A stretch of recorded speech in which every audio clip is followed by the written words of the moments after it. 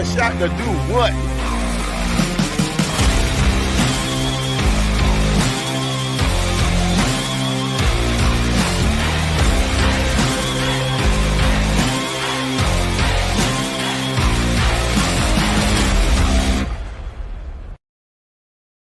All right, super fun pod today. I have Joel, Will, Avery, 3 guys, 6 balls, and 1 very scared black guy. We're going to talk NFL and more. Next.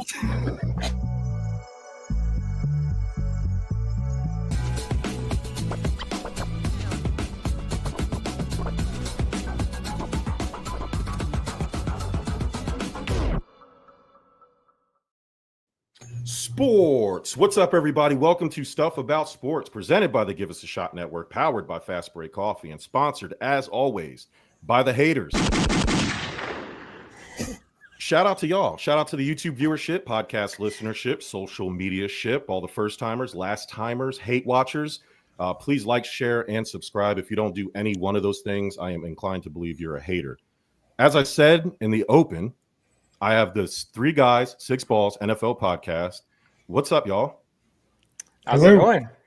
Man, so you guys have quite the presentation. You have quite the podcast. I am a huge fan. So I appreciate you guys coming to spend an hour or so with your boy and talk a little sports, talk a little NFL. We'll get into all that good stuff later.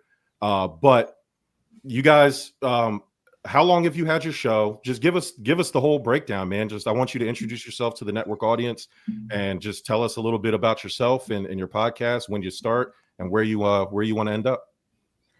Cool. Yeah. At first, I got to say, the way you said our name is probably the best anybody's ever said it. Everyone's always hesitant to say 3 guys, 6 balls, and so they kind of stumble a little bit. But you did pretty good. So I got to give it to you. Crush those balls.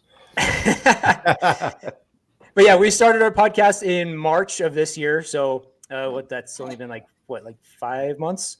So we're pretty new, but we've known each other since we were 7 years old. We grew up together in Salem, Oregon. We used to spend a lot of time just playing like Madden and NBA 2K and doing franchise mode, building all the teams, and doing my player on college football, that type of stuff. So we hadn't talked in a few years, and we just talked one day and decided to get together and do a NFL podcast. So it's going well. Awesome. So let me ask you guys, I know you guys do big into fantasy football. I need to know who's in the most fantasy football leagues here. Because I'm in 7 this year. I need to know if that's too much or too little, or am I going crazy? It's not me. It's not me. It's Will. Oh, no. It actually might be. If we count the 2 leagues we're in as a podcast, I'm in one at work that I run. I think that actually might be it. Oh, shoot. That's already more than me. That's already more than me. So I'm a psychopath because I know. You're like, these guys are big fantasy football, and then you're like, it's me. Oh, maybe not, man.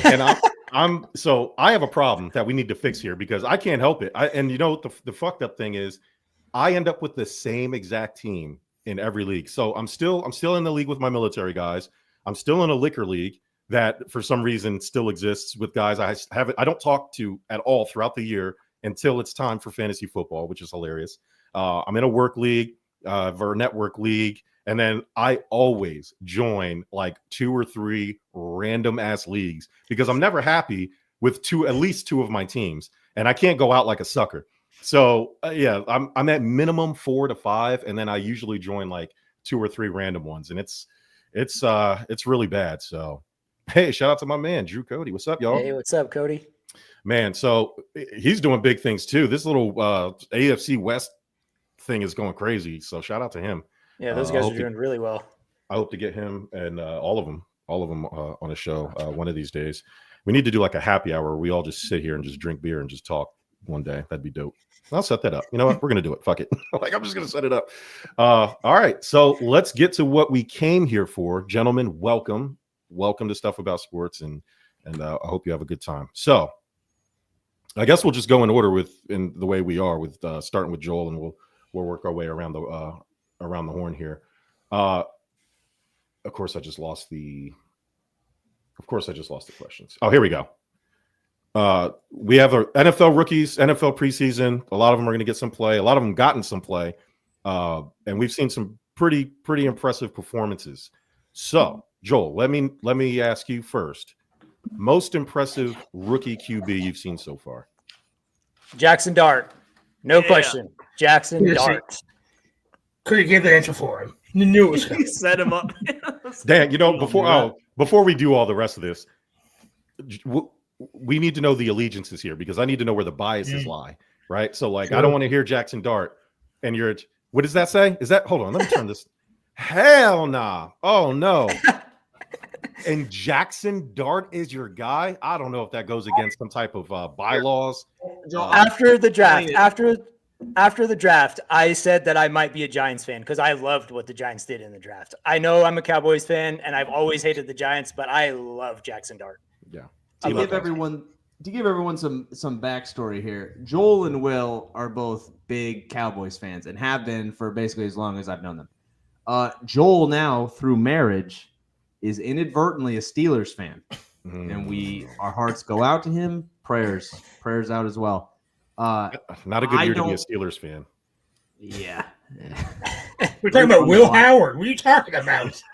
Will really likes Will Howard, not because of the name, just I don't know why, and I think at this point he's just digging down even further. He also likes Tua, so. Oh no. Oh, hold on. We'll get to Tua today. We will get to him today. Don't you worry. Avery? I don't have any professional favorite teams just because I grew up a Carolina fan because my dad is from there. Okay. Half of my family's Duke, half is Carolina, and then because I was raised in Oregon, I'm an Oregon fan. And then having grown up on college sports, I became inherently disillusioned with professional sports because I really like the players, and it would break my heart seeing my favorite player go to another team. So for me, I'm like, I don't really like that. I like this team, but then they traded the player, and now I'm like, what am I supposed to do? And so now I just watch the NFL just casually. I mean, I like it. I just don't have probably the Broncos are probably the closest at this point, to be honest. Bo Nix is his favorite player. But I can't say I'm an actual fan. I can't, if they win something, I can't be like, we won or anything like that. Like, I like Bo Nix. That's why, because I like Bo Nix. How convenient now that the Broncos are on their way up. Before it really takes off, you got to come in early and you buy early. I knew you were the smart one. Now that's how you do it. Now you can claim them because it's like it's not like you're like a Chiefs fan. Like if I find a Chiefs fan in 2025 that's not from that area, it's like, come on, dog, we know what's going on around here. Yeah. But yeah, getting for in me, on early. It's Bo Nix. If Bo Nix got traded to the Saints, Saints. Yeah. So for me, it is more dictated on the players, but I'm not going to take credit as some great fan if a team I like wins, because I know I have no allegiances. And we made it a point, Joel and I, at least in college, I like Carolina, and we had roommates that would like grill me if Carolina was losing. But because they didn't have a favorite college team, you couldn't do anything back. So we kind of made it like an unspoken rule. Like if you're going to talk shit, you have to have a team here. Yeah, for sure. Otherwise, like, what are you? You're throwing water balloons from on top of a roof, like. Yeah. You have to have skin in the game. You can't just talk, and then we can't have nothing against you to talk about. And I'm with you about picking a team. So, like me, here's my problem: I'm ride or die for the team. As long as you wear my team's colors, I'm with you. And so, like Gabe Davis, for example, on the Bills, he's a bum. But when he was on my team, he was great. He had that one great game. I was riding for Gabe Davis. And then the moment he left, I was like, man, fuck Gabe Davis. I don't care about it. Like, get out of here. Now we might re-sign him again. Supposedly he was back in Buffalo today. I know he visited the Steelers and he left without a deal. And then he was in Buffalo today getting looked at by the doctors. So if he signs back and he's wide receiver 4, we're back on, baby. Go Gabe Davis. So I'm happy. I take back everything, all the mean things I said about you when you were struggling in Jacksonville. So everybody struggles in Jacksonville. So yeah, it's not just him. It sucks. It sucks to see a team like that you just can't get right, man. Like it just you want them. sports are supposed to be cyclical, right? You're supposed to be really good for a couple years and then really bad and restart. And the Jacksonville Jags, I mean, Blake Bortles has been their best thing, which is the saddest thing to say. Like Maurice Jones-Drew and Blake Bortles was like their last remnants of success. Like I keep thinking about that graphic of the conference games that Fox Sports put out, and it was like Peyton Manning and Tom Brady and Blake Bortles. Like I couldn't believe it. Like, what's going on here? Avery, most impressive QB you've seen? Still Jackson Dart. Joel and I have been on this train for a bit now. I took Avery with me. Nice. Yeah, he talked about him one time, and I was like, I don't know about this. And then I looked him up, and I'm like, honestly, I'm kind of on this train too. I think he's gonna be. I think he's gonna be the next Zach Wilson. Oh no! You're not making it sound good, Avery. I'm kidding. Some new white Zach kid Wilson in New York. 2-0 The next versus Daniel Jones. The next Daniel Jones. Hey, listen, shout out to Daniel Jones getting that starting job in Indianapolis. Hopefully he can turn it around. I mean, I'm not holding my breath, but also Zach Wilson, 2-0 versus the new, I guess, best quarterback in the NFL, Jalen Hurts. I guess that means he's better than Jalen Hurts because winning is all that matters to Eagles fans. So shout out to Zach Wilson. Will. I'm going to go off script there and I'm going to go Riley Leonard for the Colts. There is a legitimate shot that he starts this year. That they go, you know what? We're not going with AR5. We're not going with Danny Dimes. We're going with Riley Leonard. I think he had a good preseason. He's probably their most currently their most mobile quarterback, given injuries and everything like that. I like the way he looks. Yeah. Not that he's an answer, but he's something. I mean, if you wasn't going to be Anthony Richardson, right? Which is odd because he's 23, 24 years old. And I guess the current coaching staff has just agreed that he's not good, which I think a lot of people coming in when he got drafted was like, like maybe not start him right away. He probably needed to be one of those guys that sat 3, maybe 4 years. Like, I don't know, but he needs to get out of there. And I don't know. And that's the thing. Like, people are going to throw around word bust. And I get it because everything's based on return on investment, right? Like it's funny, and we can get into this another time, but I call Andrew Luck the greatest bust of all time. And has nothing to do with his play. It's at the time, he was the greatest college prospect to ever come out of college. He was drafted to replace Peyton Manning. He was drafted to be a 10-year starter, multiple Super Bowl appearances at least, or at least some type of significant winning. And he didn't do any of that, regardless if it was his fault or not. The Colts did not get, and then he retires early. And I get that he was getting his ass kicked every week. I understand that. I understand him. I get the defense of him, but that doesn't mean he's not a bust for them, like in the sense of the truest definition of the word. You did not get your return on investment on Andrew Luck. And it could be for a myriad of reasons. So when I look at Anthony Richardson going, what was he, a top 4 pick or so, or whatever he was, they drafted him to be the guy, like based on all his incredible talent. And they are already off of him in 2 years, 3 years, whatever it's been, not very long. And so and the replacement is Daniel Jones, who, listen, man, I'm of the mind. I don't think Daniel Jones is a scrub. He has some skills. He has some ability. It's hard to judge him off of it's not like the Giants have been some well-run organization either. Like he has come from some bad circumstances and showed flashes of things. And this is his chance to prove that he's not a bum. And Anthony Richardson is now going to need that same chance somewhere else. You can't just move on from the guy now. You done drafted another quarterback, then you bring in a vet. Like Anthony Richardson's time is over. So in that respect, hopefully he gets a chance to go sit behind somebody. We've seen it happen, right? Baker Mayfield was dead in the water, and now he's worked his way back to a franchise quarterback type guy. And the Geno Smith is another example of that. With the Jets, was drafted by the Jets. It didn't work out so well. He bounced around a couple places. I believe the Chargers, obviously the Seahawks and things like that. And look at him now. He's running the Raiders. So playing very well. So maybe Anthony Richardson has like a Geno Smith type resurgence.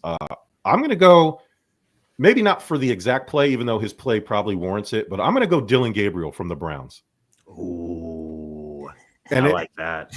And the reason why I like Dylan Gabriel is because not only has his statistic and how he played, I know he had some gaffes in his preseason debut, but he played to me just as well as Shedeur, and I like Shedeur.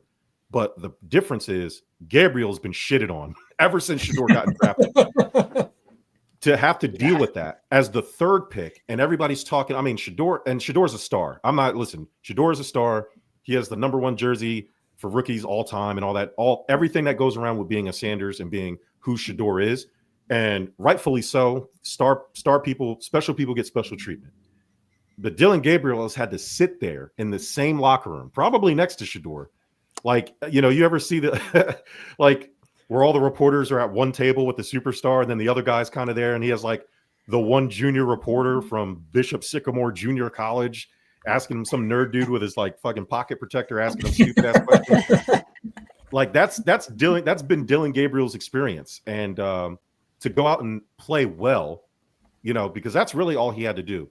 He had to come out and at least show that he's on Shedeur's level as a quarterback, on top of dealing with all the other stuff he has to deal with. To me, has been very impressive. And, I don't know what the Browns were thinking drafting both those guys. Unless there's like a real plan to shop them. I don't like, to me, that's like video game stuff. You're drafting 2 rookies to trade one. Doesn't make very much sense. It's going to be interesting how they play it. I don't trust Cleveland at all, but it'll be interesting.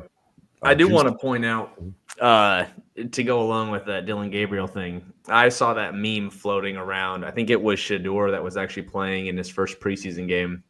And you see this shot of the bench, and it's got the other 3. I think it's got Gabriel, it's got Flacco, and then was it Kenny, the massage rapist, Deshaun Watson? Or Deshaun, one of the 2. But they're all on the bench. And the caption, and it's stupid stuff, because any intelligent human could look at this and be like, you just took a screenshot from the game and then assigned it meaning. Like, Look at all them. They're all like so annoyed they can't play. But Flacco's having a good time. Like, no, Flacco's just laughing at a guy's joke. Yeah. Like, they're all hurt right now. None of them can play. It's not because Shedeur's out there. They're not butthurt at Shedeur or anything. Like, get out of here. So whenever I see that, I always see it as like Joe Flacco is like the Keanu Reeves. He's the guy that isn't a threat to anybody unless he's in John Wick, but like he's the guy everyone loves.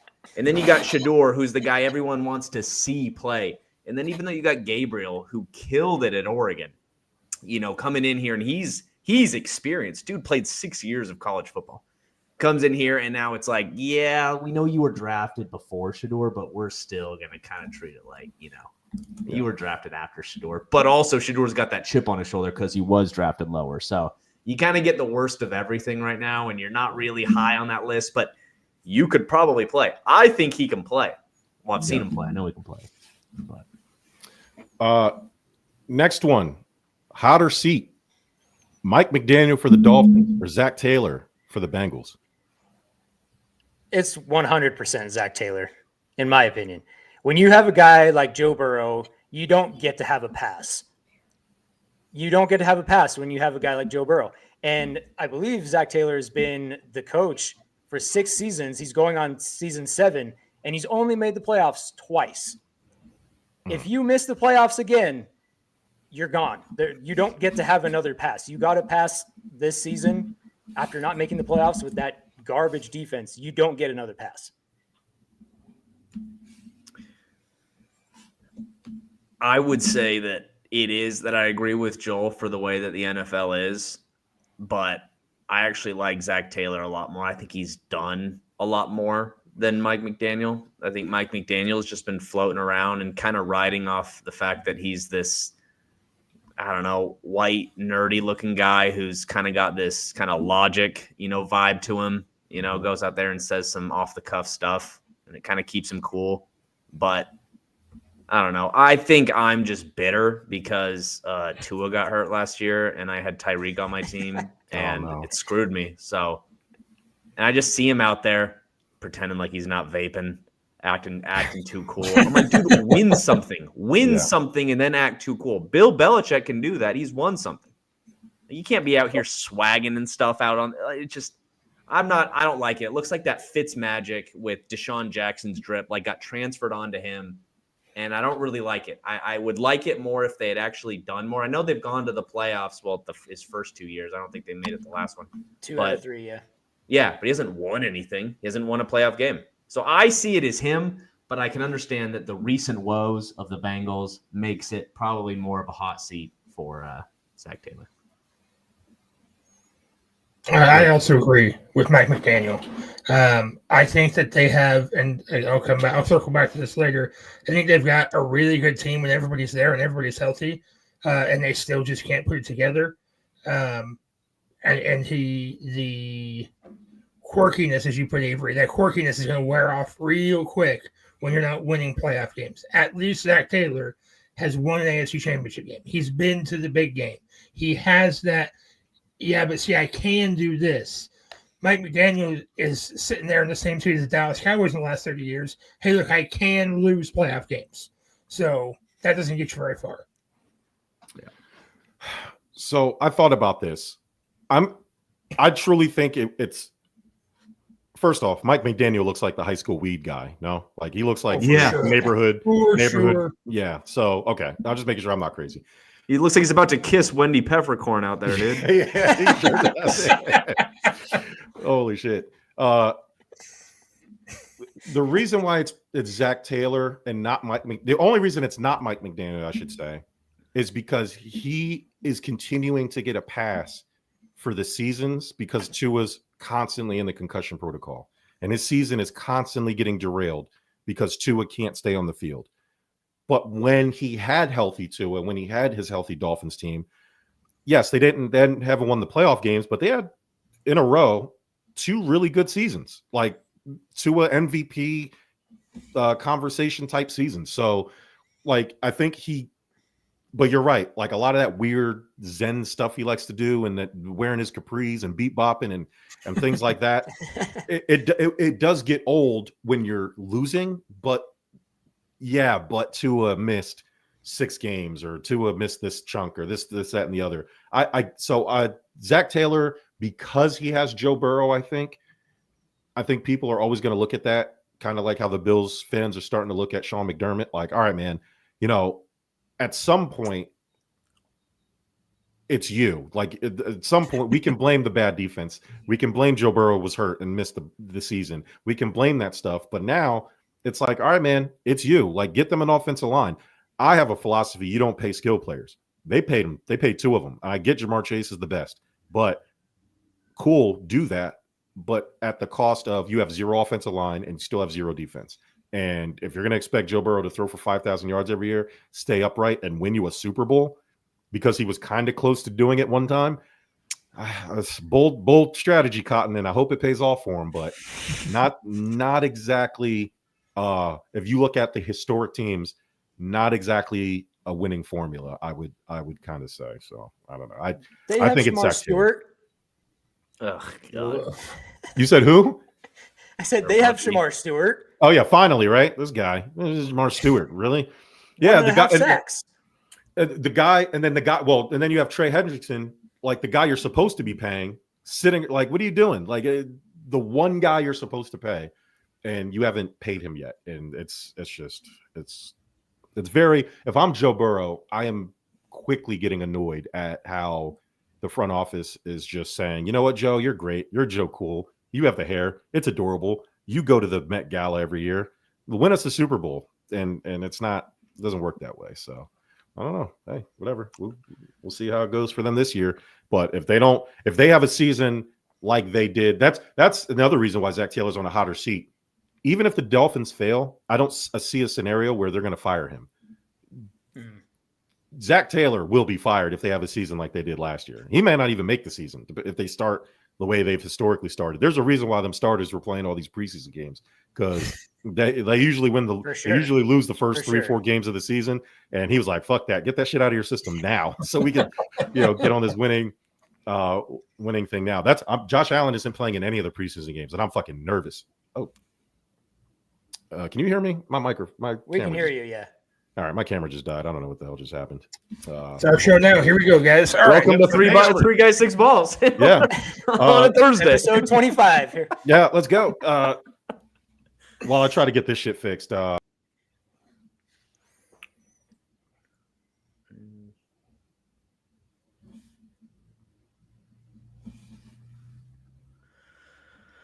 I already know your guys' answers for the next question. Yeah, sorry. The biggest surprise team in the NFL season will be the New York Giants. Is that who you're expecting, Avery? Oh, no, sorry. I was actually talking about the next question after this. My bad. I skipped one.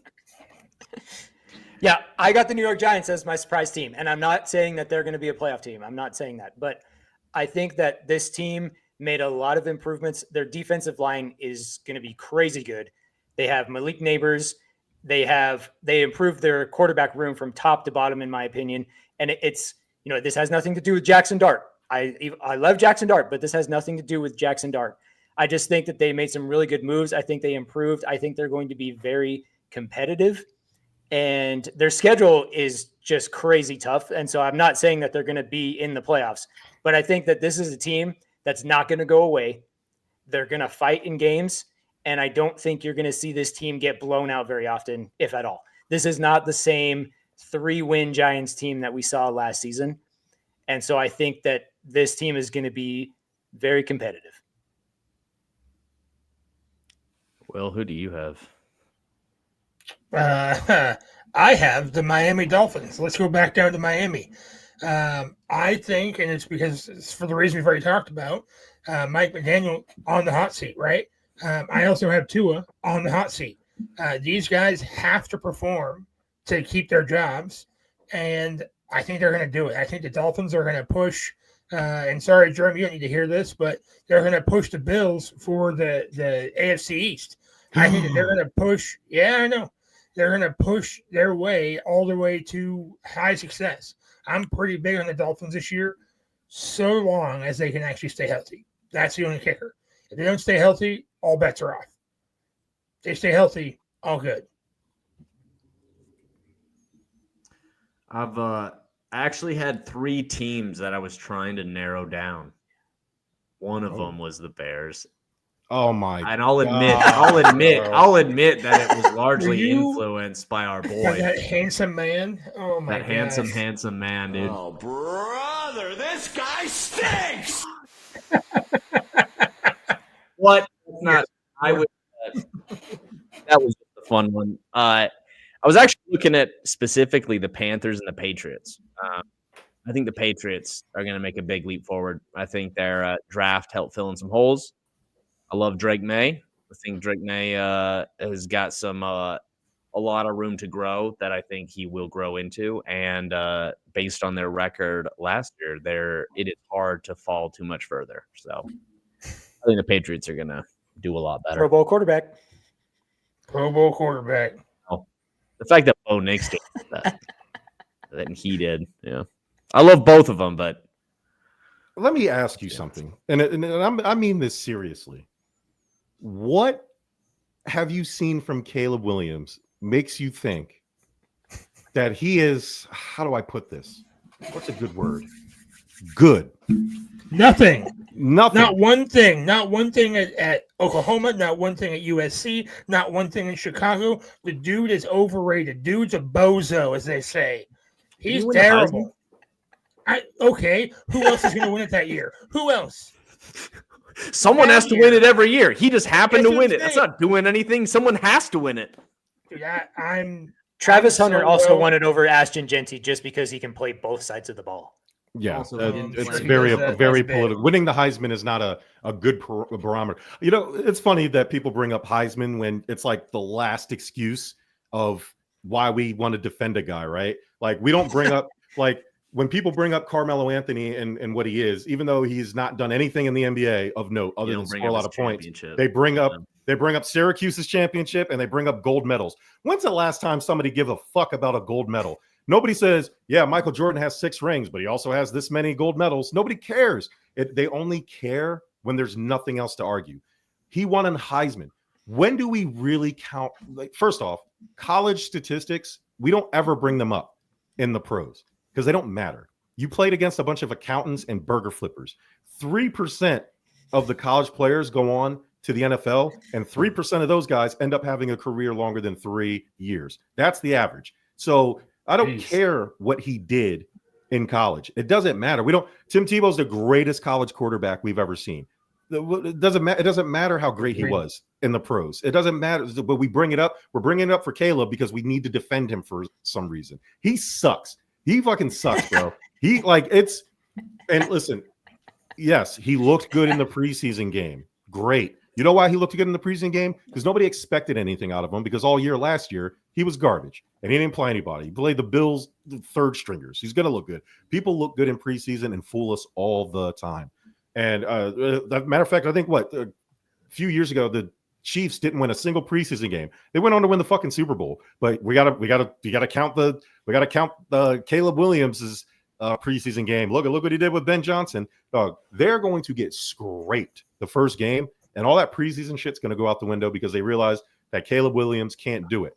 And on top of it, I just don't think he's mentally tough enough to be an NFL quarterback. I just don't.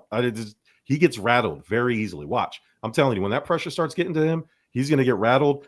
His body language all last season was telling of who he is. He's sitting there pouting and making faces and doing all this other stuff instead of just kind of bucking up. Like anybody who defends Caleb, they just bring up the things that he thinks. Like, we think we're getting theoretical Caleb Williams every week instead of just watching what we're getting and what you see on the field. I don't know, man. Like, listen. Well, I want to say, I am in no way a Bears fan at all. In fact, up until yesterday, where we talked with that handsome man that was on our couch.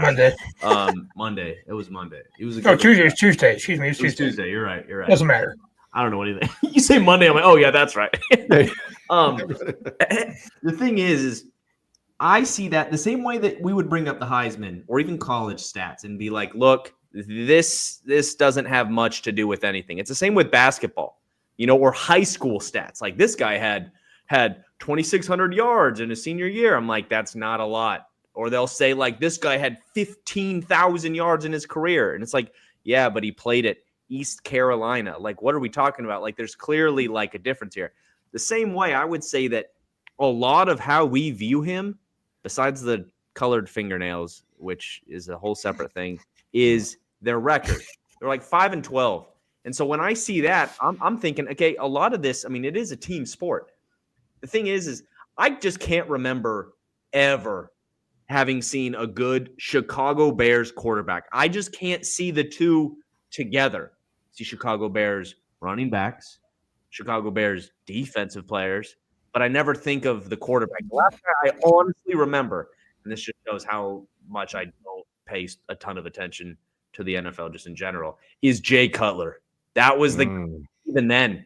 I mean, I remember when the Colts played the Bears in the Super Bowl. I don't remember who their quarterback was. I have no idea. I don't know. Rex Grossman. Let me throw that in. Rex Grossman. Yep. I was just going to say. Yeah. Again, I don't know who their quarterback was. I'm just kidding. I don't remember him. But all I'm saying is I think that there's a lot there. I think that the Bears organization has been kind of a mess recently. And I think this cleaning house, and I will say that I think I'm a fan of Ben Johnson. I think Ben Johnson is stellar. And anybody that brings up preseason games as like, see, look, he's good. It's like, we're talking about practice right now. We're at practice, playing practice squad guys. Like, none of this is real. This is I played him in Madden and I beat him. I had 20,000 yards through the air in one game. It's like, sweet. It's not real life. Right. However, I do think that it has yet to be seen. I don't know how much basketball, NBA you pay attention to, but I think Caleb Williams, for better or worse, is the Karl Anthony Towns of the NFL. That's not a good thing. It's not. It's not. He's a top pick who did great in college, little bit too effeminate, and makes weird gestures. Yeah. Doesn't try as hard as you want him to. He's not that killer instinct guy that you want him to be, but he's there and he's going to hang around because he does just enough to get by. And eventually he could be put in a situation with the right people around him to make him work. Therefore, he's not one of these versatile guys that you can just plug and play, kind of like a Kirk Cousins type. He's more of these guys that like he needs the right situation with the right guys around him, and any little disruption is going to throw him off, and he's going to go back to being bad. Correct me if I'm wrong on Caleb Williams. The Bears gave up a pretty good package to trade up for him, no? Am I thinking of the wrong? Who am I thinking about? Maybe I'm thinking about somebody else. No, I'm thinking of Bryce Young. Who the hell was in Caleb? Jaden Daniels. That's what's going to kill Caleb Williams. Wasn't Jaden Daniels in that draft with him? Wasn't that the quarterback? So, Yep. And you see what Jaden Daniels did. So he's already working against that. Like, and listen, we're all in our 30s. That fingernail shit, if you're into that weirdo shit, that just ageism. That's not like guys like Dennis Rodman can get away with that, but he's also like a multiple. But you got to win something. You got to win something first. Then you paint your nails. Then you can marry yourself. Yeah, you can go to North Korea. You can date Yo, Carmen Electra. You got to earn your weirdness. You can't just come out weird, dog. You got to earn that shit, man. God dang. But I don't know. It's funny. We'll see. We'll see what the Bears do. Before we move off the topic of Caleb Williams sucking, do we know who the runner-up was the year he won the Heisman? That we're all just so stroking him about? Max Duggan. Anybody? Max Duggan? Who? TCU. TCU legend Max Duggan? Oh, yes. Yeah. Let's not act like he was top competition. Now, CJ Stroud did get third place that year, so there wasn't nobody. But Didn't Duggan play for the team that got swamped by Georgia? Yes, sir. Well, they look like an FCS team in the championship game. Hey, he's up on the St. Louis Battlehawks legend there, XFL legend Max Duggan right there. He had to look that up. I did real fast. No one knew who he was. Nobody knew who he was. Hey, give up the sauce, man. Come on now. AI's trying to help me here. My surprise team is going to be the Minnesota Vikings because I believe in JJ McCarthy. If the Vikings, I like JJ McCarthy, and I think if Kevin O'Connell, who I do believe is an offensive genius, the same praise we try to give, we give these guys like Mike McDaniel and the guys we talk about. I think Kevin O'Connell. I love Coach Cock. I'm all about it. And then you have Brian Flores, who's also a defensive genius. They have everything you need, and obviously you have like the things Avery was talking about. What the Bears need to do for Caleb Williams, I do believe that the Vikings have in place for somebody like JJ McCarthy. And everything you read from this preseason is the team loves him. He's doing well. We're going to see how it is. And NFC North, obviously it runs through Detroit, but if they could do what they did with Sam Darnold, it wasn't like Sam Darnold just was like some guy. Like he was Sam Darnold seeing ghosts. If he can do that with Sam Darnold, and I think JJ McCarthy can be at least that, then and if not a little bit better, I think the Vikings can surprise. You stepped on a landmine. What is it specifically that you like about JJ McCarthy? Poise, leadership, just being able to make the right play. He doesn't have. Okay, I'm going to say this, and you're not going to like it because of the name, and you're going to think of. You said what? That's true. Yeah. I thought you actually were going to give it away. No.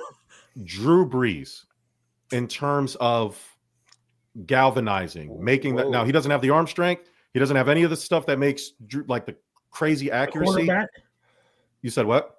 It's the stuff that makes him a quarterback. Well, I mean, but Drew Brees had a cannon. Like that was it. But in terms of knowing where to place the ball, wasn't overly athletic, but athletic enough to make plays. The style in which he plays, the way he was able to find those tight windows. I'm not saying JJ McCarthy can do that, but in terms of a template, I think he fits that template. If I had to compare him to somebody that everybody knows, is basically what I'm saying. Like he can just kind of do that and control the game and make the plays that need to be made. I'm sure there's a better comp out there, but Drew Brees is just something that everybody can kind of remember, right? I could give you some obscure, accurate quarterback, and people are like, maybe, but everybody remembers the type of quarterback Drew Brees was. I think JJ can be something like that. Obviously, I'm not saying he's going to be the most accurate quarterback we've ever seen, but the style in which, like, Drew Brees wasn't a gunslinger. He wasn't, like some super athletic quarterback. He wasn't like Patrick Mahomes magician guy. He was just a guy that knew how to put the ball where it needed to be. And he just did it at such an elite high, like one-of-one level. But again, that style of play, I think JJ McCarthy can kind of emulate and have success with. So that's kind of what I see with him. That's what I saw at Michigan. Every week we turned in Michigan on their way to the title. Oh, JJ McCarthy sucks. He can't make the play. All he did was make plays. Yeah, he relied on everything around him. He wasn't the exact reason they won, but he made the plays and made the throws he needed to make. And for all the stuff that we give credit to guys for being a system, he is a system quarterback. And I think the Vikings have the right system for him. And hopefully, and maybe I'm wrong. I don't know. That's just what I see. Let's see. Will just hates him. I got the sense of that. You were using logic and reason and statistics to try to combat Will's irrational hatred of him. It just wasn't working. Wasn't sticking. I got it. He's a handoff specialist. That's my problem with him. He's not an actual quarterback. He's Tim Tebow, but way worse. We're just not going to get anything good out of him. But you got to admit, his demeanor and his composure is a little like that's what you want in a guy. For a guy who lacks maybe the physical ability, maybe. And I do think he has arm talent. I think that first preseason game last year that he got hurt in, one of his first passes was a nice deep ball that everybody was super hype about. Like that was something we didn't really see a lot at Michigan that they're already opening up. I'm excited. I'm excited for him. And like I said, JJ McCarthy obviously is more mobile than Drew Brees, but it's not like he's not like in the Josh Allen, Lamar Jackson category. Like he could be kind of like what's a good comp? Daniel Jones, sneaky athletic guy. Like, you know what I mean? Like not like you wouldn't know, but you wouldn't be shocked if he busted off like a nice 20, 30-yard run like Daniel Jones has repeatedly done basically all his career. There is one thing I want to say, and it's kind of in defense of Will's hatred here, but the thing is he played at Michigan, and he never really had to pass the ball much. I mean, dude's never thrown for over 3,000 yards. So the thing is like, I mean, you can look good, and I think his last season he threw around like 75. I think it was a little under 75%, which is solid. 72.6. But the thing is, we're also still talking about college, and it's top heavy. If you play at Michigan and you don't lose a game, and half of your teammates are going to see you in the NFL in a couple of years, it's one of those things where it's like if you're one of those guys, those system quarterbacks that can put the ball where it needs to be, but you're never really relied on. He didn't ever throw over 22 touchdowns. I think 22 was his highest career high. Right. Sub 3,000, under 22. That's Caleb Williams last year. He actually did better than that. So to me, I see it as one, you've never really been put in a situation where you have to lead this. Granted, he's in a great situation in Minnesota. So maybe the situation alone puts him in a better position. But it's one of those things where, okay, you were out all last year. And before that, you were one of those 2010 Alabama quarterbacks that were basically just there as eye candy and to let the running back go. You would throw the ball. You would do well when you got Amari Cooper, Julio Jones, everyone there, every NFL star ready to catch that ball. AJ McCarron. What insurance firm does that man work for now? So I just see it as like if he does well, I can't even say it's necessarily him. They made Sam Darnold look like a superstar. So at that point, I'm like, yeah, you've had a whole year to not have to sweat, playing in a game and messing up. You've got all this time to learn from the coaches, get comfortable, know the system. So at this point, like, dude, you should come out of the gate sprinting. So like, I expect a lot, but even if I do get a lot, I still have to put it more on the coaching staff and the organization than him. Hey, fair enough. Give me, all right, Terry McLaurin, Micah Parsons. Their teams don't want to pay them, even though they've busted their ass and became one of the lone bright spots to basically. And Terry McLaurin less this year because Jaden Daniels came, but up until then, the entire Washington racial slurs tenure, the only bright spot they had was Terry McLaurin. So neither team feels like they want to pay him. one seems more like a divorce than the other one, but who would you say is more critical to their team's success, Terry McLaurin or Micah Parsons? Well, Avery said he thinks he already knows my answer to this question. Ooh. And I think he thinks that I'm going to say Micah Parsons, but it's Terry McLaurin. Whoa. And the reason why is because the Dallas Cowboys defense is going to be bad with or without Micah Parsons, just like it was last year. And if Terry McLaurin is not there for the Commanders, wide receiver 1 is Deebo Samuel. No. The most overrated player in the entire NFL. Wait, hold on. Where's my that's good. Overrated? He made Brock Purdy the multi-millionaire. Extremely overrated. Man, I don't know about extremely. Oh, we'll see. We're going to see now. Like you remove a guy where he got his fame in San Francisco, and now expectations to come to basically take, which would be the Super Bowl, right? For the Washington racial slurs. They were in the NFC title game. There's only one more place to go after that. So you bring in a guy like Deebo, I'm expecting you to help us get to the Super Bowl. So that's not if he's wide receiver 1. Yeah, fair enough. Fair enough. All right, Avery.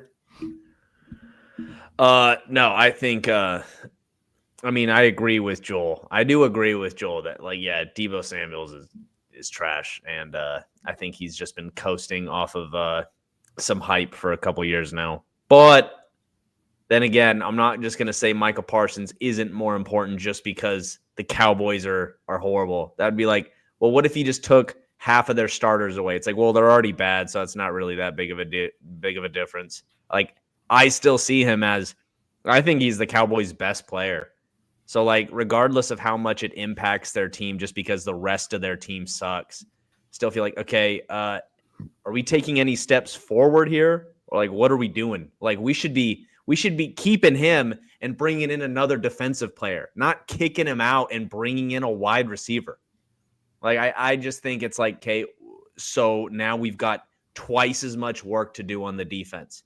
As far as like the hole that puts the Cowboys in, like kind of like what you were saying, because I kind of agree, like don't pay skill players. You know, it's taking away the funds from like the players that really, really make a bigger impact on your team.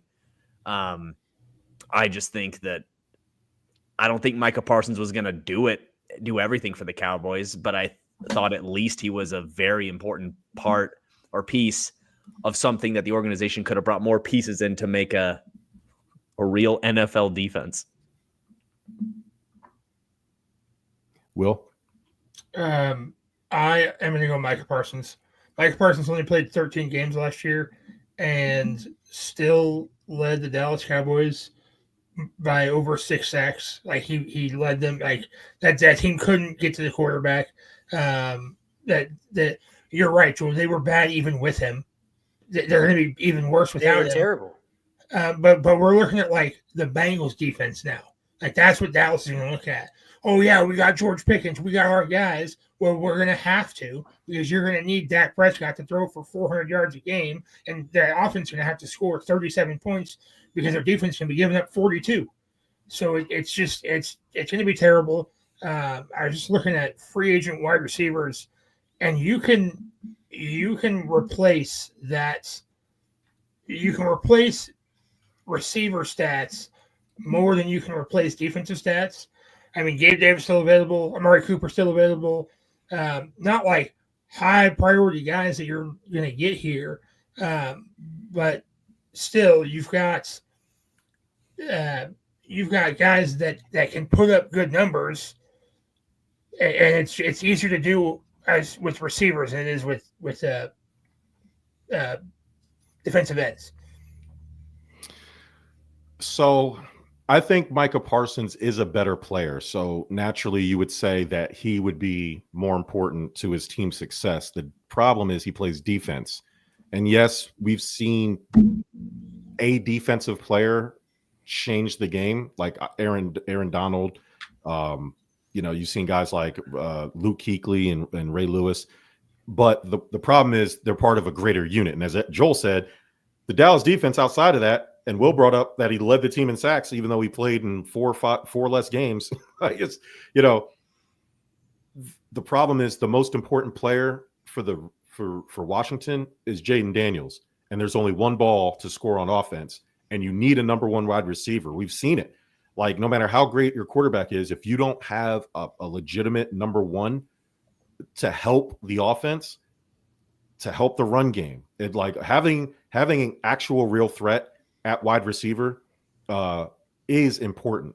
That isn't, now I know that kind of contradicts what I'm saying about paying them, but I think to a level, like if you go back, I think the last time a wide receiver who was like the highest paid player on his team actually won a Super Bowl, I believe it was Isaac Bruce back on the St. Louis Rams. It was either Isaac Bruce or Torrey Holt. It was one of them 20 years ago. It doesn't. So that's where my argument of you shouldn't be paying wide receivers like that. Like especially if you're a team like Washington that is basically in rebuilding mode, and you had a rocket strapped to your back because you didn't think Jaden Daniels was going to be as great as he was.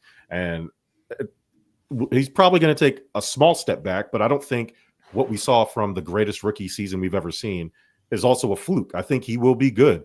He won't be as good as he was last year, but he will still be a top tier quarterback. And you need Terry McLaurin to do that. Because I agree. Debo he is better Overrated. served as a slot guy, wide receiver. Would you say 3?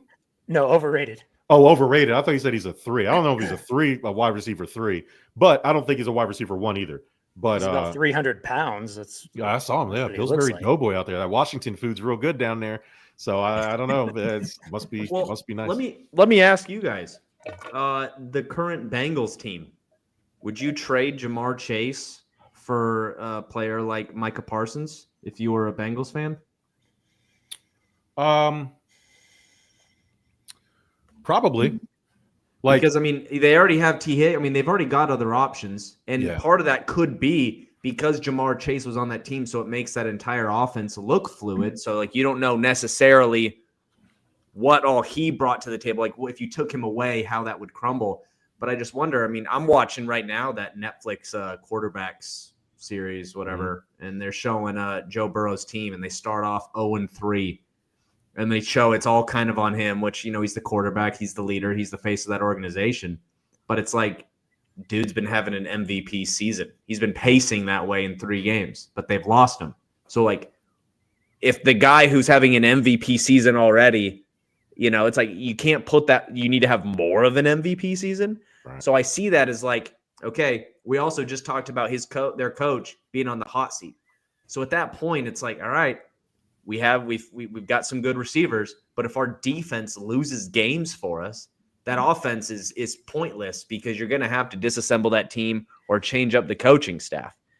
So like that's why I see it, like Dallas, their whole issue has been their defense this entire time. The fact that they're even considering going after a receiver like blows my mind. I'm like, dude, you can find a good slot receiver in free agency. You could find him on the waiver wire right now. Odell Beckham's on there. You could probably pick him up for the league minimum. Probably not, but like build that defense or you're not going to go anywhere. You're not going to go anywhere. Well, here's the problem. That's how I see it. Here's the problem. I wouldn't trade Jamar Chase for Micah Parsons because you had Trey Hendrickson last year on that defense. He had 17.5 sacks. Look where that got the Bengals defense because they didn't have anybody else. So if you put Micah Parsons in there and you don't have Trey Hendrickson, what is it going to do for you? It's not really going to do anything. That's why they drafted Shamar Stewart. Yeah. No, he better be good. All that bullshit you did in the offseason, you better be the greatest. I mean, Drew says Hendrickson in a pick for Parsons, and that's, I think Avery was saying, like, it's not going to really solve anything if now you're giving rid of something a pick that can help you build, but then you're swapping 2 lone defensive stars to kind of hold the ship together. Now, if you can get rid of Jamar Chase and sign, I know Parsons is going to need a lot of money, so maybe you're in that same boat. But if you can somehow get Hendrickson and Parsons and kind of go the opposite way, you've went with a hyper offense and it hasn't gotten you anywhere. Maybe you switch tiers, especially if you do believe Joe Burrow is one of the 3 best quarterbacks in the NFL. Like, we've watched quarterbacks with lesser than wide receiver talent win. If Joe Burrow is one of those dudes, he shouldn't need a Jamar Chase or a T. Higgins for all that. Like you can make a solid wide receiver, an offense work if you have an offensive line to protect Joe Burrow, which they don't have either, and some decent receivers. I'm not saying you have to have if you have a bunch of 2s, Joe Burrow's talent should be able to compensate for that. We've watched Tom Brady do it for basically 20 years. Like we've watched quarterbacks take Josh Allen was an MVP with Mac Hollins and Khalil Shakir as his best receivers. Like if you're one of them dudes, you should make it work with whoever's out there. But if you don't have the defense to match up and an offensive line, which I don't understand why teams don't see that. Like build your trenches. If you have a good front four, look Eagles last year. Eagles defense, their front four, they didn't even blitz. It was just they focused on pass rushers. I'm telling you, there's only 4 positions you pay: offensive line, pass rusher, shutdown corner, and quarterback. If you don't got that locked in, why are you talking about receivers? Why are you overpaying for receivers? And so if you have a chance to get Parsons and then keep Hendrickson, you need to do that. But yeah, like if you flip Chase for Parsons, you'll have the space to sign both Parsons. Yeah. And then sign a free agent wide receiver for depth. Yeah, you can go out there and get a Gabe Davis, the guy that we mentioned earlier. Like you can go out and find a Mac Hollins. I'm just saying, like, you don't need somebody. Yeah. You don't need somebody crazy. Like at that point, like you're not going to be able to sign like a name brand wide receiver anyway. But, I was just laughing because of how you talked about Gabe Davis like an hour ago. Yeah, he's my guy. Maybe I don't know. We'll see tomorrow if he's on. See where he's at. We'll find out. But Dallas is overinflated with receivers anyway. Yeah. So you could probably get Parsons and Pickens possibly, and ship over Jamar and Shamar Stewart. Ooh, your first round pick, and oh yeah, we're getting a deal out of it. Could you imagine Shamar Stewart on the Cowboys? Here's the issue: is that they can't. Jerry can't possibly trade Parkins for Hendrickson and then sign Trey Hendrickson, right? Optics wise, we're not going to sign Michael Parsons, but we are going to sign. I am bringing skin color into this. Like that's Jerry already gets called a racist regularly. If they don't sign Micah Parsons and then do sign Trey Hendrickson, like there's just optically, there's no way they can let that happen.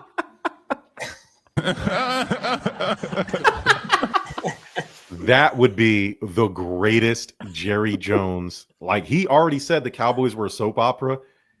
You know what? I'm pining. Trade Dak. I want an all-white Dallas Cowboys team. Jerry might just do it, man. Fuck it. Yo, fuck it, man. Get Mason Rudolph out there. Get all of them. Get them all out there, man. Let's lean into it now at this point. Like you already said, it's a soap opera. Let's see how far we can take this thing, man. Holy shit, that'd be great. You're onto something, Will. I'm with it. Yeah. Micah Parsons, get your ass out of here. Bring in Trey Hendrickson. That'd be amazing. That'd be fucking amazing. Last one here. Quarterback under the most pressure to win a championship right now. There's a handful to choose from, but who do you think is the most under pressure? We might as well just keep talking about the Dallas Cowboys because it's Dak Prescott. Every season that the Dallas Cowboys exist, whoever their quarterback is going to be under the most pressure to win a championship right now. Dak Prescott could win a championship this year, and next year he'd still be under the most pressure to win another championship. Every single year. But he's especially under a lot of pressure right now because it's been 30 years since they've been to the NFC Championship game. He is 2-5 in the postseason. He's never made it to the conference championship. He's never done anything. And he's the highest paid quarterback in the NFL. So to me, Dak Prescott is under the most pressure. I would say it's not Dak. And I always feel like the quarterbacks under the most pressure are the quarterbacks that have been having the most success without winning a championship. Meaning, we're not talking about Kyler Murray or Tua. It's like, yeah, because you guys aren't in the playoffs and you're not the Cowboys. The Cowboys just have an extra layer of pressure just because they're the Cowboys. But I feel like it's the teams that get right up next to it and then don't get it, which are Burrow, Jackson, and what's this guy's name? Josh Allen? Yeah, who's Josh? Josh Allen? No. Josh Allen. Nobody. Hold on. Nobody there. Nobody back there. But I want to say that Lamar Jackson, I think Josh Allen has the most. I think that Burrow's getting covered for the bad defense. Mm-hmm. I think Lamar Jackson isn't seen as good of a leader as Josh Allen. And I think Josh Allen has the most pressure behind him. I think not even just him. I think the entire organization, the entire coaching staff. I think they have to bring this home. You can't keep letting the Chiefs get away with it. Lamar Jackson's there. I think he's like, I'm sure Baltimore fans probably would think he's got the most pressure, but I think Allen is there. They've got all the pieces, and it's one of those things where, especially in professional sports, when you start going real deep in the playoffs, like you're at risk of losing your roster and having to kind of start over again.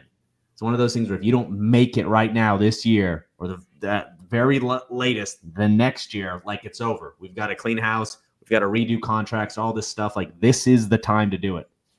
But yeah, I think it's Allen. That's the guy's name, right? Josh Allen? Yeah, I think I heard him once or twice around here. Drew says it's Josh Allen as well. Will, what do you think? I'm actually going to oppose Avery. See, my heart tells me Dak Prescott because as a Dallas fan, pressure's on, right? The problem is that he's owed too much money that he could pretty much go 0-16 the next 3 years, and they cannot financially afford to not play him. Yeah. Like, that's just kind of where they're at. Yeah. So financially, Jerry is screwed. You've got the guy, whether win, lose, or draw, sickness and health, richer or poorer, he's your guy. Get over it. Shouldn't have signed him. I'm going to go with Lamar Jackson because I actually disagree with Avery. I don't think Josh Allen has all the pieces. They don't have the stacked receivers. They don't have the tight end. They don't. They don't have the Mark Andrews, the real Mark Andrews. Yeah. I think that the Ravens have a more complete team, and they still just can't do it. I think the answer is Lamar Jackson. I think the answer quite easily is Lamar Jackson for the reasons. When you look at, yes, Josh Allen doesn't have nearly the teams, doesn't have the head coach. When you look at Josh Allen's playoff resume, it's outstanding. Like if you would just look at him without the games themselves, just look at his statistics and what he's done. Josh Allen has been excellent in the playoffs. The teams are not losing. I think he might have one bad playoff game, and that was probably like his first season against the Texans. Like that was probably it. The Bills are not losing in the playoffs because of Josh Allen. It's usually boneheaded coaching, bad situational football decisions, and Sean McDermott, who's supposed to be a defensive guru, having teams giving up 38 points per game in the playoffs. Like that, or the refs. Yeah, shout out to the Kansas City refs out there. Jokes, right, man. well, enough of this ref slander. Man, now they got this. Will's a referee. So Will's a ref, and now he's been paid off by Big Ref to shut up the conversation. Corporate chill, man. This guy Ed Hockley's fucking drone out here. Dude, I wish I looked like that guy. Man, the Pee Wee football lobby pays him a lot of money. Man. Oh, buddy, Pee Wee football lobby is a real thing. Even in Oregon, it's a real thing. Holy hell! And now we have this ball hawk. Now we're doing virtual reality ball placement. Now how that's not going to help the Chiefs. All it is a click of a button. Hey, let's move this over 4 pixels to the left and give Kansas City the first down. It's fucking ridiculous. Lamar Jackson's a 3-time All-Pro. He's a 2-time MVP. He's had the teams. He's easily under. And then because the playoffs, he just falls apart. There's not a chance that it's not Lamar Jackson. And Josh Allen is a close second because of his greatness, and it's literally the only thing on his resume that he's really missing to be a locked Hall of Famer. But Lamar Jackson, because of his regular season greatness and his accolades that Josh Allen or Joe Burrow don't have, the fact that you've just been dog shit in the playoffs proves you have we can't talk about you 24/7 in the regular season and glaze you and talk about how amazing you are and you're the MVP and you got robbed of your 3rd MVP, blah, blah, blah, blah, blah, and you shit the bed in the playoffs. You are under the most pressure to win a Super Bowl. They brought Derrick Henry to your team to help you.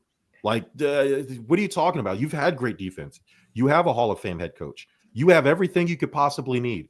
Like Josh Allen could win a Super Bowl with that Ravens team. Like that's when you look at Josh Allen's playoffs, it's literally the opposite. Like Lamar, who has everything, can't do shit in the playoffs. And Josh Allen, who has virtually nothing compared to Lamar, is doing everything in the playoffs. It's like they need to mix and match, and then they'll have the perfect team. So, I know Josh Allen is definitely in that conversation. But right now, if I had to put a person Obviously unbiasedly, not that I'm a Bills fan or anything. But I mean, in reality, it is Lamar Jackson. It has to be. I mean, I don't know who else it could be based on, even you want to go all the way back to the NFL draft, right? He was like the pre-Shador Sanders. They kept panning to him on the table when teams were passing on him, including the Ravens, who had passed on him. This college guy out of Louisville, they were playing his highlights from high school. Like, he had everything. Josh Allen, the Bills got criticized for trading up for Josh Allen. They were like, what are you trading for this guy for? That Wyoming boy. Yeah, you know what I mean? So it's like everything Lamar has, he has all the makings of somebody who has that pressure on him. So I 100% would say that it's Lamar Jackson. All right. Let's play, before we get out of here, Fair or Foul. For those who are new to the show, Fair or Foul is a rapid fire. We'll go through some questions, and the guys will say whether they agree or disagree by saying fair or foul. And if they have a reason, you go ahead and give it to us. All right, Avery, you're up first. Fair or foul? The Philadelphia Eagles will repeat as Super Bowl champs. Foul. Yeah, no, I don't think they're good enough to do that again. I would be very impressed, and I would eat those words if they prove me wrong. But I don't think they have the talent to stay as consistent as they need to be to win a Super Bowl again. Joel? That's a foul. And mine is based off of history and statistics. There's only been, so the last time there was a team in the NFC that went to the Super Bowl in back-to-back years, it was the 13 and 14 Seahawks. Before that, it was the 96 and 97 Packers. Neither of those teams won 2 Super Bowls in a row. They went twice, but they did not win twice. The last team to win 2 Super Bowls in a row in the NFC was the 92 and 93 Dallas Cowboys. It just does not happen in the NFC. It doesn't happen, and it's not going to happen this year either. Will? Also foul, but it's because I'm a Cowboys fan and fuck the Eagles. Yeah. On top of the fact that the NFC, not just the NFC, but the NFC East hasn't had a repeat champion in several years. Like, I mean, it's been over a decade since they've had repeat champions. So coming in as a wild card, they're going to be on the road. Lightning possibly can't strike twice, but I think honestly the answer has more to do with like the Lions, for example, who had 14 defensive starters on IR last year. Like, you know what I mean? Like it has less to do with the Eagles than more to do with everybody else around them getting better or getting healthier. That's going to be there, right? The Rams are going to be there. They're going to get help. They're going to be healthier than they were. And then obviously a team like the Lions. And then there's always that one, there'll be the new Denver Broncos or Washington racial slurs. It'll be just that one random team. Tampa Bay is going to be there. They were missing Chris Godwin for half the year. Like there's too much competition for them in that NFC, and a lot of things went right for them. And so it's going to be hard. And then obviously with Dak Prescott coming back, who was in the MVP conversation before he got hurt the year before. So the Cowboys offense, at least, the Cowboys should be a better team. They should be a bigger threat. And then, of course, Jackson Dart is going to lead the Giants to prominence and see what happens there. So, all right, Joel, fair or foul? The Chiefs dynasty is officially over. Foul. As long as Patrick Mahomes is there, it's not over. Avery? Fair. I think at this point now, we're basically just saying because they were this in the past, they still are that. And I think that we know that every year the teams shift. Your fortunes shift. I think it's one of those things where with Travis Kelce aging, too many players shifting, I think this is kind of on the same plane as the Eagles repeating. I think if I'm wrong here, I think it kind of doubles down in their favor. Like, oh shit, this is a real dynasty. Kind of like, oh, hey, Michael Jordan won a three-peat, but then he played baseball. He's back. Do you think the dynasty's over? It's like, yeah, man, he's going to be so out of shape now. And there's no way he wins 3 more consecutively.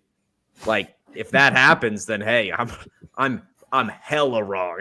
Yeah. And I'll eat those words. But other than that, I think kind of like what Jerome was saying, I think it has more to do with everyone else and less to do with what they're doing. I think a lot of teams are getting better and to the point where I think the Chiefs, I mean, I remember watching them last season and I felt like even though it was just the regular season, and maybe they didn't have their foot all the way pressed down on the gas, there were a lot of close calls. Whereas, like, I mean, yeah, if you didn't have, big ref money, like, yeah, you probably wouldn't have had as, good a year. I think it's over. And that's more of just as time goes on, it fades away. So the more years that pass, the closer it is to being over anyways. Will? I'm also going to say fair. I think we are no longer living in the good old days as a Chiefs fan. And once, it's already crumbling. Now, granted, we were just in the Super Bowl. Yeah, great. I understand that. But even Rex Grossman led the Bears in the Super Bowl, right? So they're still going to be good. They're still going to be a good team. But I think the modern day definition of dynasty, that ship sailed. Oh, if Taylor Swift plays in the Super Bowl, then it's not over. Oh, yeah. She's 100% doing the Super Bowl halftime show. Like, there's a bunch of and I'm a big conspiracy theory guy. A lot of the stuff she was talking about on that Kelsey podcast, like, people were connecting the dots, and I'm a full on board. So Will's referee coalition will make sure that every call goes the Chiefs' way until they get to the Super Bowl. And we'll probably see them there. Okay, so we did see some form of regression from at least Patrick Mahomes last year. He wasn't nearly as dynamic as he's been in years past. It's hard to call it hitting a wall, but Travis Kelce clearly lost a step, even though he made some big plays down that stretch there. At some point it has to be over. And to me, this is the most vulnerable I've seen them, but I can't say fair until it's officially over, right? They've earned the benefit of the doubt. Like, I think this past year has been one of probably the worst Chiefs team, or at least Chiefs seasons in this current dynasty we've seen, and they ended up in the Super Bowl. So I can't say fair, even though I want to as a Bills fan.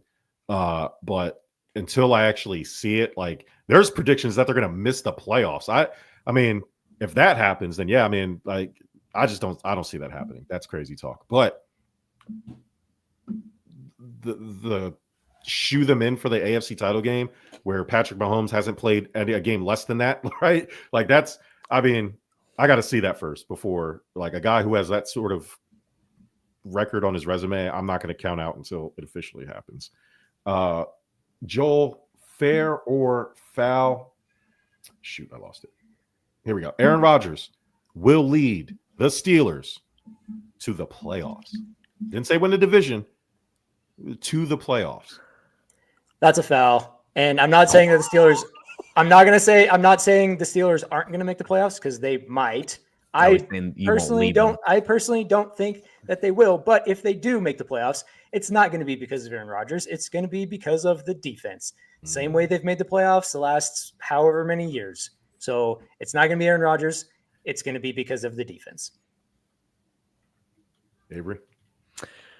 I'm going to go ahead and say fair, but kind of with the caveat of, like, well, I don't know if it's going to be Rodgers that leads them there, but it would be really unfortunate if the 1 year Rodgers shows up is the first year Mike Tomlin doesn't make the playoffs.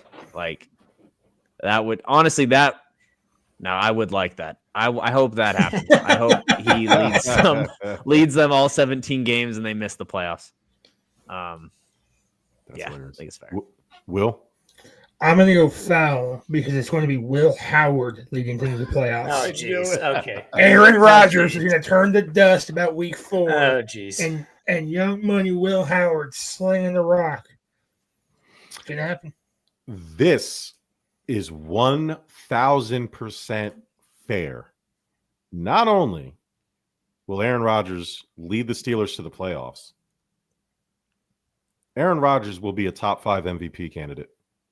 I see it. Whoa. Storybook. I'm talking storybook ending. Right, deep playoff run as a wild card for the Pittsburgh Steelers. One of those, this could be the riding off into the sunset, last hurrah, magical seasons for Aaron Rodgers. He's licked all the toads, ate all the tree bark, did all the dark retreats in every exotic rainforest in the world. He is healthy. He got his helmet back.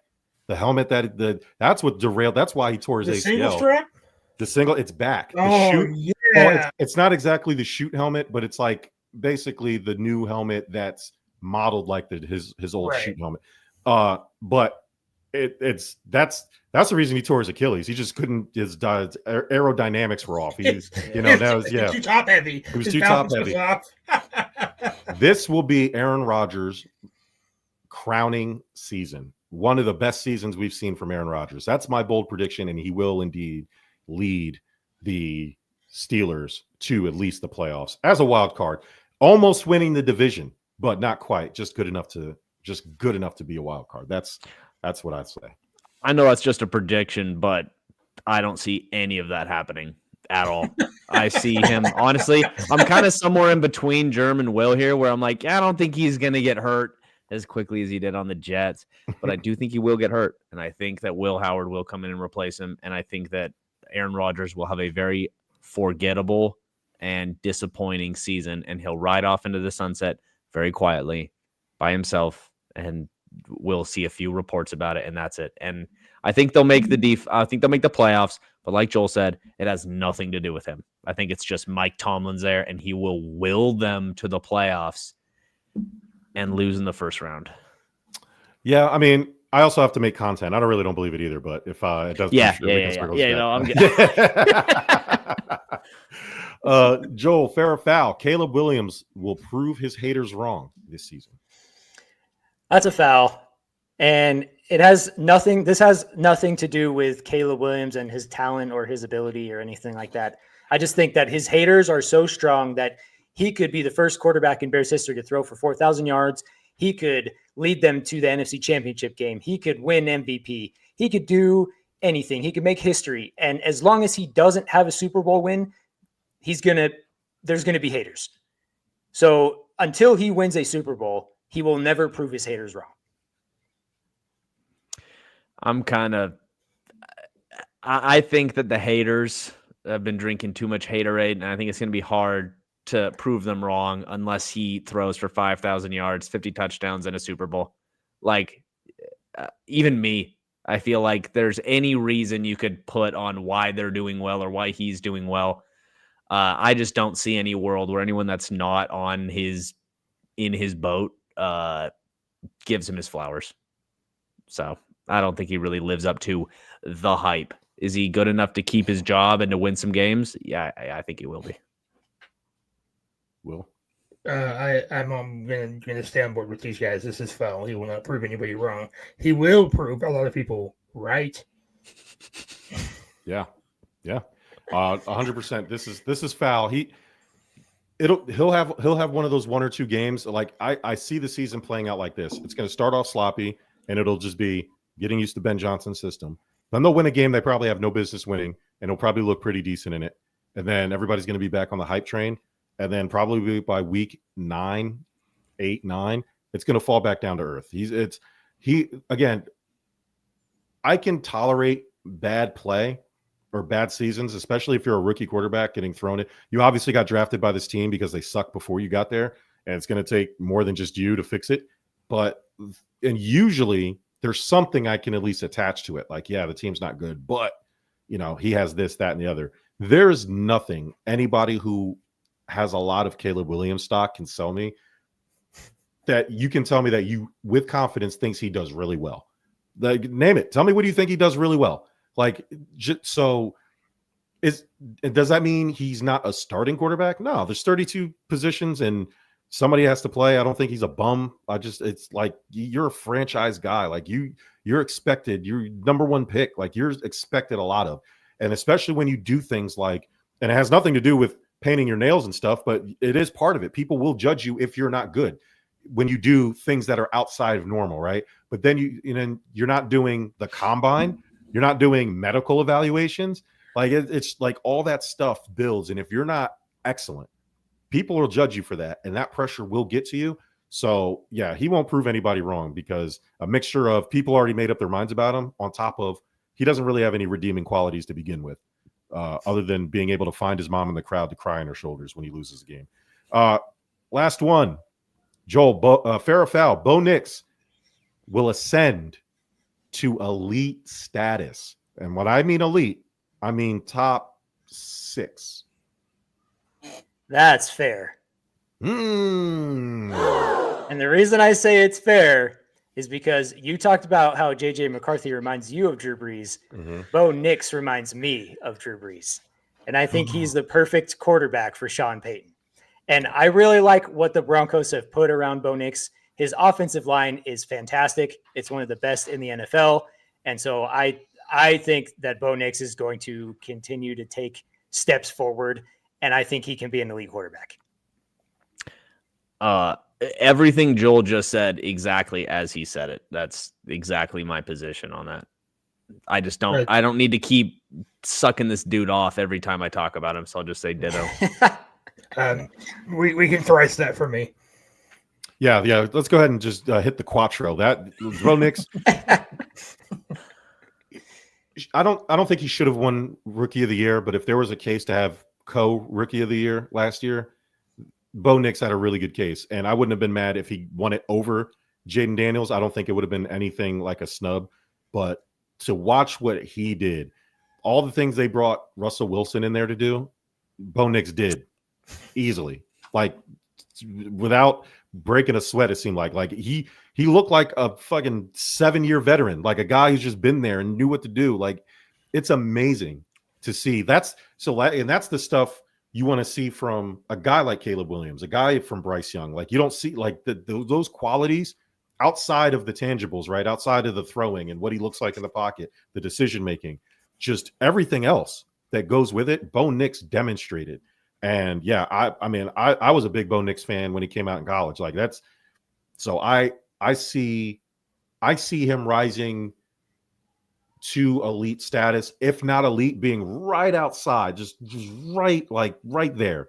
But he will 100% prove that last year was not a fluke. He will indeed be a top 10 quarterback in the NFL, and probably closer to that 5, 6, 7 mark, somewhere in that class picture there. All right. Can I ask a follow-up on that? Yeah.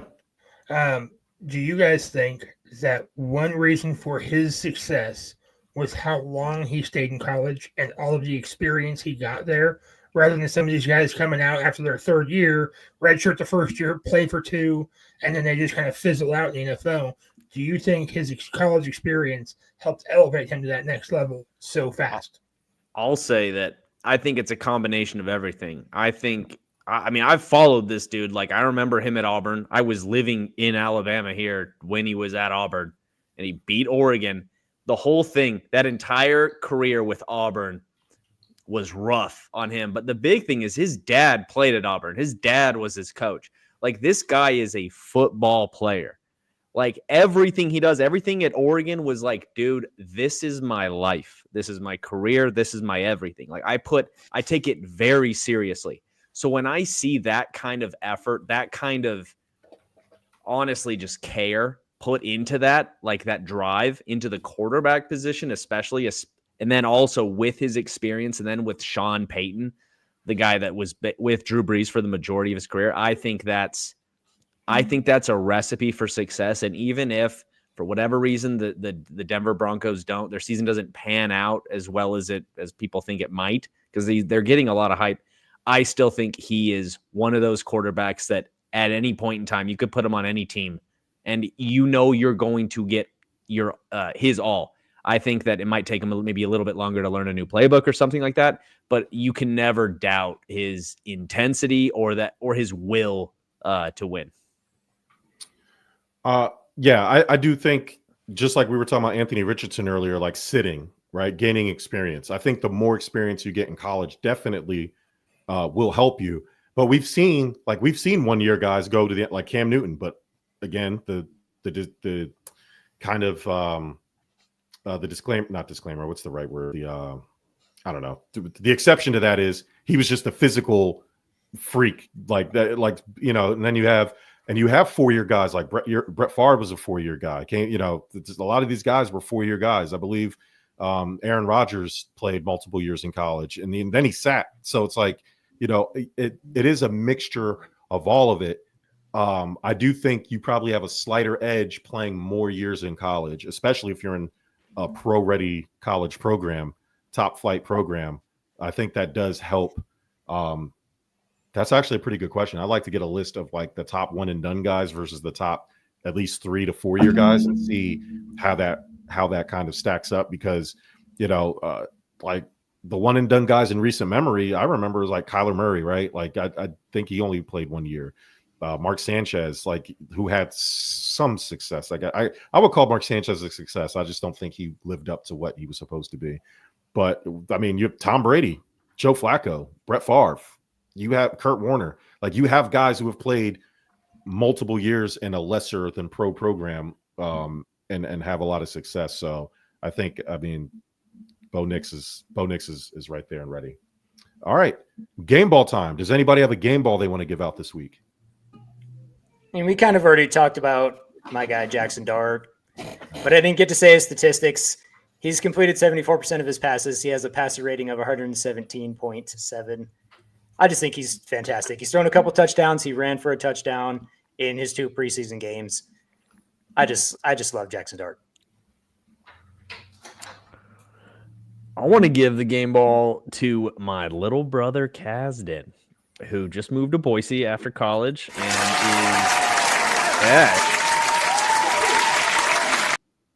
And in his last year at school, he discovered the joy of coaching.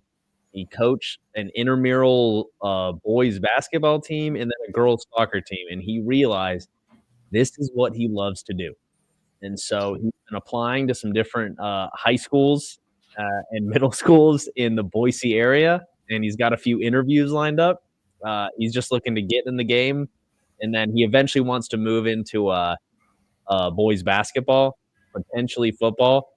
But it's something that he is very, very passionate about, and I'm excited to see where that takes him. Awesome. That's awesome. That's dope. That's super dope. Will? Just real quick, I remember first off when Kazan was born, and secondly, like I remember being at Avery's house and Kazan was running around in the diaper. That's crazy to say. He just graduated college. Anyway, not the point, but that's anyway. I want to give a game ball to sports fans everywhere. I think that sports fans deserve a game ball this weekend because this is the last weekend until mid-February without NFL or NCAA football. Now, preseason not included, right? We had the preseason already, but week 0 college football starts next week. Week after that is NFL football, and then we are on the run. We go September, October. October is when baseball and hockey starts, basketball, and we've got November, December, January playoffs, and then February Super Bowl. And then right after that, the NCAA tournament, basketball tournament starts. We are on the precipice of sports greatness for the upcoming seasons. And so this is the last weekend that we have to go out with our wives, with our girlfriends, go do the bullshit that we don't want to do because, there's nothing to do. Guess what, honey? Next week, my ass, that chair, 7 hours, get over it. Clip that, chat. Clip that. Clip it. All right, my wife does not watch anything I do, so I'm not worried about it. Well, you got 3. I just like that. I thought that was very inspiring, dude. I'm hyped. Oh no, my wife knows better. Sunday, don't plan nothing, and if Thursday either, and rarely on a Saturday. But yeah, she knows when it's football time. It's football. I'll let you know when I'm free. How about that? Like I'll plan with you. I'll have my people talk to your people. Yeah, for real. Put it in our shared calendar. I'll let you know if I can make it. Tell your mom I said hi. I ain't gonna be there. Yeah, you pick the date, so we'll be surprised together. Because if it's on a Sunday, because I ain't gonna be there. My game ball is going to Paige Beckers of the Dallas Wings from the WNBA. Yesterday, she broke the rookie scoring record. She scored 44 points, which is the most by a rookie in WNBA history. And she's the first player in WNBA history to have 40-plus points. She shot 80% from the field. Sick. 17 of 21. 81%. UConn girl, the first pick? Yes. Mm-hmm. Yep. Sure is. She's nasty. So they lost the game because the team around her isn't very good, but that's what happens when you get drafted. 44 points, shooting 80%, and you lose in basketball? Yeah, her team is not. Her team is not very good. Cut. Yeah. Her team is not very good. And they will be. I think they're dealing, from what I read, they're dealing with some injuries to like some of their top stars, or top players. But either way, it has nothing to do with her. She's doing her part. I mean, I have to look at that stat line to find out how many people dropped all the balls. Yeah, it's bad. 44. Most of those scores go up to like 60. Yeah, they lost 81-80.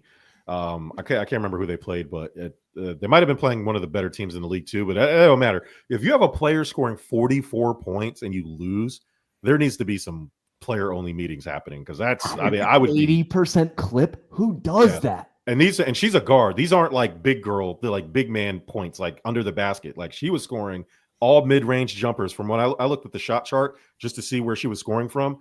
I think she only took like 4 3-pointers. The rest of them were just mid-range. Like she was just giving them buckets all night long, and they lost, which is a shame. But either way, she still got the record. So shout out to her. Like, I mean, I know they didn't win the game, but she did her part, and so she deserves at least some love on She's that. the Josh Allen of that team, dude. 100%. I'm gonna get me a Paige Beckers jersey. She is Josh Allen. It's crazy. She's one of the better young players. Like the WNBA needs players like her. That's, if they're gonna grow the game the way they want to grow it, and they have been growing, having a performance like that and having players like that matters. But it's not gonna matter if the team doesn't start winning some basketball games. Like you gotta start winning games. You have to be a winner. Like that's Angel Reese's whole problem. Like she can do all the double doubles and all that shit she wants, but they keep missing the fucking playoffs and they keep getting blown out. Like nobody cares. Nobody cares about your individual stats when you're losing. Man, these scrappy white girls are up right now in the WNBA, huh? Where are they? UConn, and they're going from UConn. I need to check when the college basketball starts. We need to find the scrappy white girls, like the Bill Belichick. Find all the tiny white receivers. We'll win a Super Bowl. Boys, this was very fun. I hope to do it again. Please plug yourselves. Tell the people where they can find you and what you got coming up. Yeah, so you can find us on Instagram, TikTok, Facebook, X, YouTube. Just search 3 Guys 6 Balls NFL Podcast, and you'll find us. It's a very unique name, so it's going to be pretty easy to find us. But yeah, just search 3 Guys 6 Balls NFL Podcast on social media, and you'll find us. Please add the NFL Podcast to the end of that search, or you will go down a very. Trust me. I literally just like an asshole just typed 3 Guys 6 Balls, and it was weird. It was weird what I found. It was like a bunch of keep your safe search on, and you should be fine. Incognito mode. And the only thing I could, when I was looking at like the search page, the only thing I could find weird was, why is Caleb Williams on this pictures with all these other guys?